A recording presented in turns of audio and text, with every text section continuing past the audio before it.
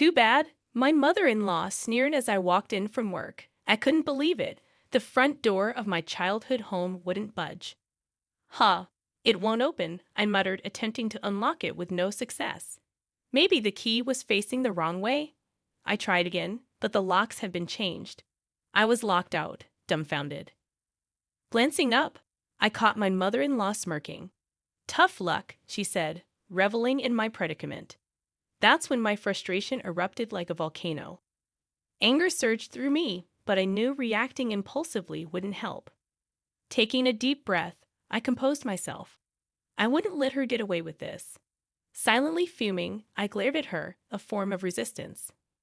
I'm Linda, 40 years old, a regular housewife with a part-time cashier job.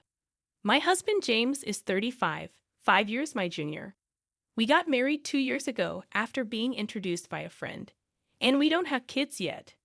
James often travels for work, sometimes for months.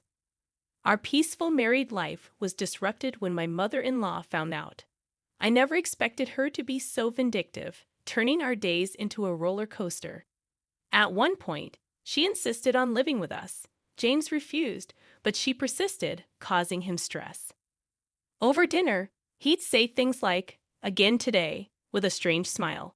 I felt guilty, thinking I was the cause of this added stress on him. There was a solid reason behind James consistently turning down his mother's request to move in with us. She and I didn't exactly see eye to eye. Back in my mid-20s, I faced a health issue related to female reproductive health and had to undergo surgery to remove one of my fallopian tubes.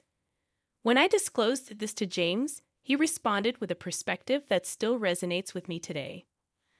"I'm not with you just because I want kids," he said, acknowledging that with only one fallopian tube, my chances of conceiving were about half that of the average woman. Despite being over 35, we agreed that children are a blessing, and we would let it happen naturally. However, my mother-in-law, right from our first introduction, hinted at wanting grandchildren. She insisted that we needed to act fast and would bring over people, including a seasoned midwife and a woman who had a child at an older age, to lecture us on pregnancy and childbirth. The pressure she imposed made me sick multiple times, with high fevers, migraines, and recurring stomach aches. James, witnessing my suffering, confronted his mother, and her nagging stopped, at least temporarily. His father had passed away a few months before our marriage talks, and she might have been reaching out to distract herself from loneliness. Knowing all this, James consistently refused her offers to live with us, understanding how stressful it would be for me. Yet one day, she showed up unannounced, having followed me from my workplace. James, furious, confronted her, but she acted as if nothing happened, bringing a large suitcase with her. I nervously asked if that suitcase was, by any chance, packed with her stuff. As expected, she confirmed it. I couldn't shake off the feeling that, given her proactive nature, this unexpected visit might lead to us living together. Judging by the increasingly stern look on James' face, it seemed he shared the same concern. Ignoring our apprehension, my mother-in-law delved into her suitcase, revealing some documents to James.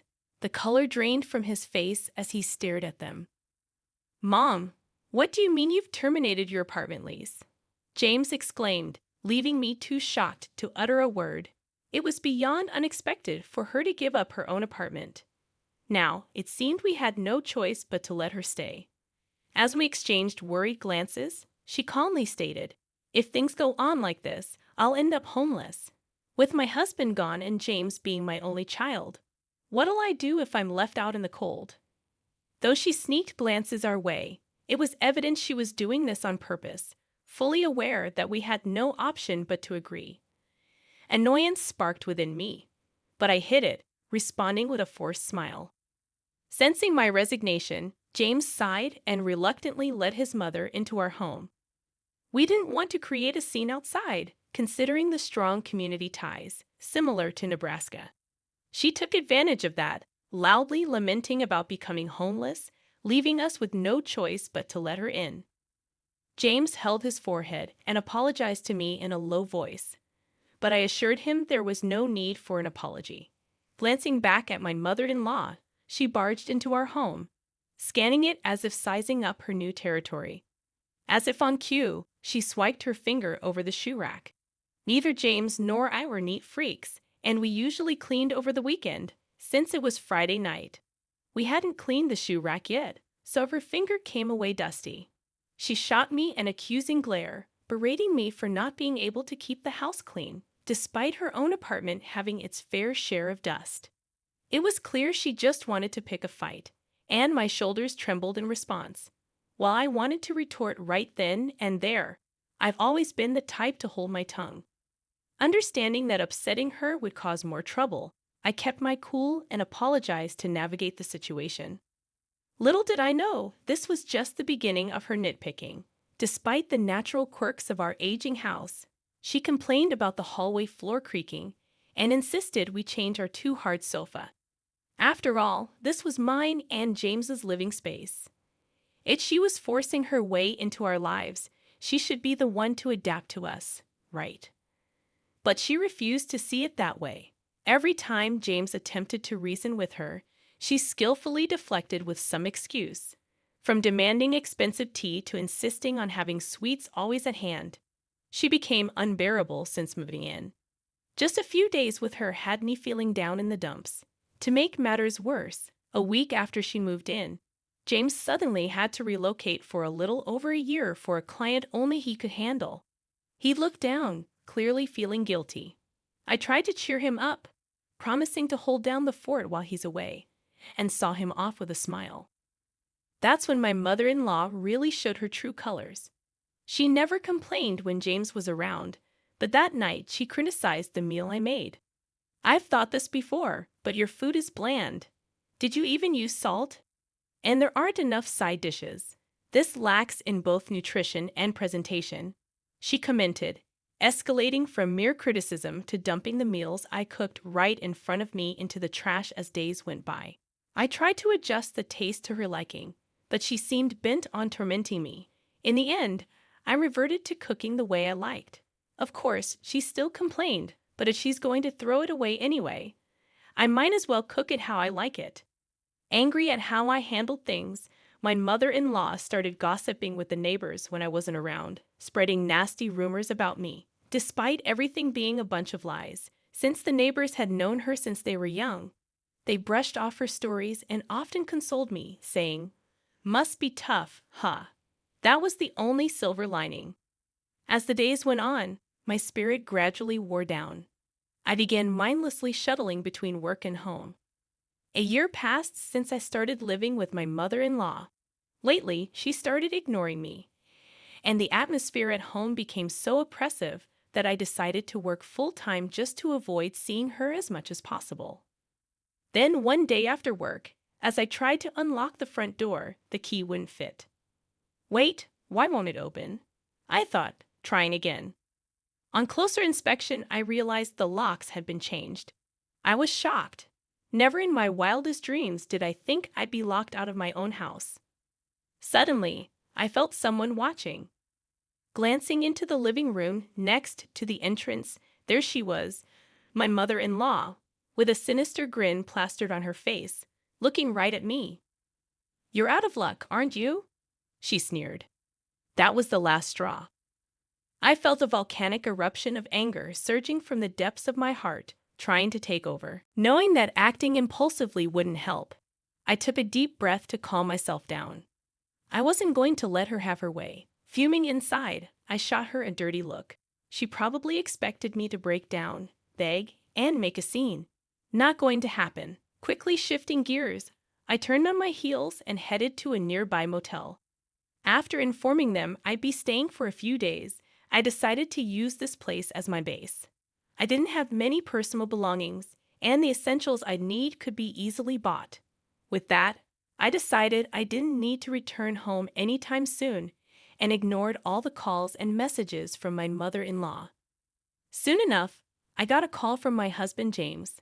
I figured my mother-in-law probably spouted off some baseless rumors, so I thought I first had to clear up James's misunderstanding. However, it turned out that wasn't necessary. I heard from Mom. You ran off. She's the one causing trouble, right? I'm sorry, Linda. I wasn't around to help, and you've been through a lot. Can you tell me what happened while I was away? James said, his voice filled with concern. You're too kind. You probably kept quiet, not wanting to burden me, I replied, relieved. I explained everything to him. I intended to keep it brief, but before I knew it, an hour had passed. James listened quietly, occasionally nodding. When I finished, he simply said, I get it, and asked me to leave the rest to him. Within half an hour, my mother-in-law called. You made James mad at me. You probably talked behind my back, huh? You're such a nasty piece of work, she accused. That really got to me. All the emotions I'd held back during our time living together came rushing back. I took a deep breath and let it all out, confronting her with every feeling I had inside. I've only told the truth. Unlike you, I don't go around spreading lies to the neighbors or engage in sneaky, malicious behavior, I retorted. At my words, my mother-in-law was taken aback and fell silent. It seemed I hit a nerve, and after that, she threw nonsensical and emotional words at me. However, I let them all go in one ear and out the other, thinking in my heart, just keep talking. A week passed in a flash. I returned home after a long absence. The locks had been changed, so I couldn't enter directly. Reluctantly, I rang the doorbell. Suddenly, the front door was flung open, and my mother-in-law, looking like she'd seen a ghost, appeared. Though I hadn't seen her for just a week, she looked like she had lost weight.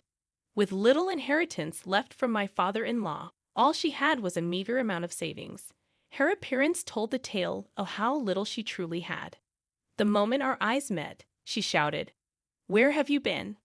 I've been in such trouble because of you, you useless daughter-in-law. She seemed to have more to say but stopped mid-sentence when she noticed my husband James standing behind me. Huh?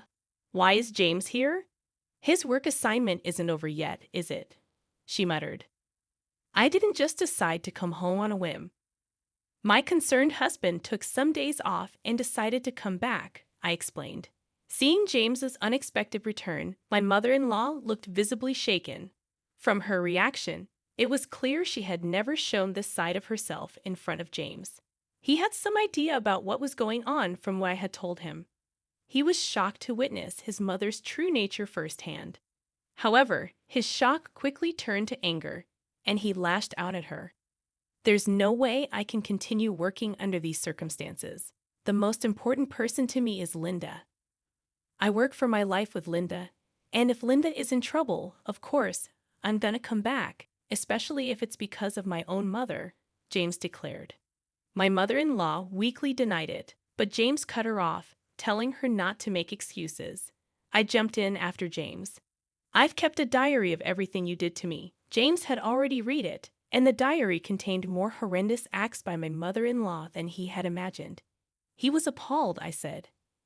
My mother-in-law looked away guiltily, muttering some excuse. Now is the time to speak my mind. I took a deep breath and told her, This house is inherited by me. It's not a place where you can do as you please. I want to live here with my husband. But you don't belong here, she protested. You didn't have to say it like that. She tried to argue, but I retorted, Isn't it clear that being vague doesn't work with you? After all, you always speak your mind. With me, it's only fair that I do the same. Defeated, she said nothing, shrinking back. Well, it's about time we settled this, I declared, taking another deep breath and deciding to tell her the truth. We've already started the process to sell this house. James and I decided to sell it right away. We're going to pack our things and have some friends move them to our new place, so you should start packing too. Upon hearing this, my mother-in-law's eyes widened in shock. Actually, after being locked out of the house and confessing everything to my husband, I decided to take drastic measures and sell the house. My mother-in-law blamed me, asking why I went ahead with such a decision without consulting her. Why would I need her permission to sell the house? Since I inherited this house, even if he's my husband, he can't interfere. Inheritances are separate property, so even if we were to get divorced, it wouldn't be divided. It's something that's not included in the property division. To begin with, my mother-in-law has no right to say anything about this house. That's why I thought there was no need to consult her. I might have told her if we had a good relationship, but she forced us to live together and made life hard for me. Why should I be considerate to her? It's the house I live in with my husband, so I did check with him, and he backed me up, saying I could do whatever I liked. That's when I went to a real estate agent with a certain flyer and asked if they could sell it. Apparently, the properties around here are popular lately, and even if they're small, many people want to buy them.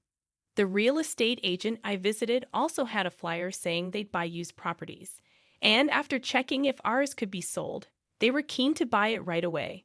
There seems to be a couple around here who want to open a cafe, and my house is just the right size, easily accessible, and has parking, which is a plus.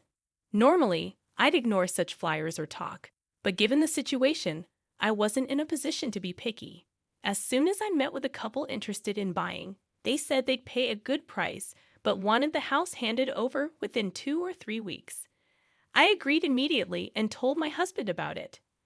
My husband found us a month-to-month apartment and said we could live there for a while. When we told my mother-in-law all of this, she was shocked, not expecting things to have progressed so far. Ignoring my mother-in-law, who had turned pale, we went inside the house and started packing. Being a minimalist and with a husband who often travels for work, we didn't have much to pack. In about 3 hours, all our belongings were packed in boxes and suitcases. Our friends helped us handle the heavy furniture and appliances. Before we knew it, dusk was upon us, and the western sky turned a deep red, accentuating the sorrow of my mother-in-law, who stood there lost in thought. Then we hopped in our car and headed to our temporary apartment. That evening, as expected, the phone rang with a call from my mother-in-law. I answered while my husband, James, was in the shower.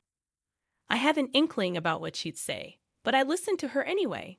She had always been quite assertive with me, but given her current situation, she probably didn't have the spirit to act that way. She pleaded in a soft voice, like the whine of a mosquito. I apologize for everything I've done. It was all my fault. I never realized you, Linda, felt this way. I never intended. I'm sorry. Can we live together again? Her voice, trying to be sweet, made me feel uneasy. Did she really think she could win me over with just those words? I'm not that simple. If it had been a matter of a day or two, maybe a simple apology would suffice. But after enduring a year of mistreatment from her, there was no way I could forgive her for trying to sweep everything under the rug with just a sorry. Thinking that an apology like that would suffice just shows how shallow your thinking is. I have no intention of forgiving you. Both James and I are thinking of cutting ties with you. The phrase cutting ties seemed to panic her even more. She rambled on, trying to appease me, but it was too late. After all her attempts to sabotage me, involving others with her lies, the audacity of expecting forgiveness was just too much. Suddenly, James, fresh out of the shower, heard her voice and yelled into the phone. She let out a small cry and hung up. We didn't hear from her after that. I blocked her number immediately, and James just sighed in disbelief. She was already in deep trouble, but little did she know what was awaiting her. Some time passed, and the day to hand over the house approached. She seemed to be in a rush, packing her stuff. But apparently she hadn't finished. When she moved in, she only had 2 suitcases worth of belongings. However, after James moved for his job, she'd made a ton of purchases online and at yard sales. Considering she was spending so much, she probably had nearly drained her savings or even her husband's inheritance. Yet that spending had backfired. There was just too much stuff to pack. When James and I went to check on her, she yelled at us, her face red with anger. You two decided on this move. You have to take responsibility and find me a new place. But as I calmly revealed a shocking fact, her face changed from red to pale. Hey, mother-in-law, did you really dip into our savings just because yours ran out and you used up your husband's inheritance? We had kept some cash aside for emergencies, and to think you actually stole it. And the neighbors mentioned seeing you with a young man. Family or not, there's a line between right and wrong. Recently, she'd been completely ostracized from the neighborhood. Of course, the reason was because she spread ridiculous rumors about me. She was no longer welcome at the local gossip sessions, but ironically, those very sessions were buzzing with talk about her. Apparently, even in her 60s, people had seen her buying gifts like bags and jewelry for a young man and holding hands with him in public. Talk about karma. When James heard about this, he couldn't help but smirk at the thought of his own mother, over 60, gallivanting around with a young guy. My father-in-law has already passed away, so there's no one to blame, but it sure doesn't leave a good impression. Whether she felt ashamed or just helpless. I confronted her and firmly said, "Give back the money you took." She took a step back, tried to make excuses about returning it later, but James suggested she should just withdraw it from an ATM now.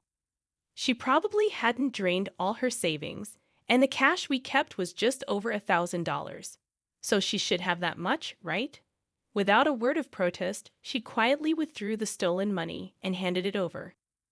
Then a couple, the buyers, showed up to finalize the transfer of the house.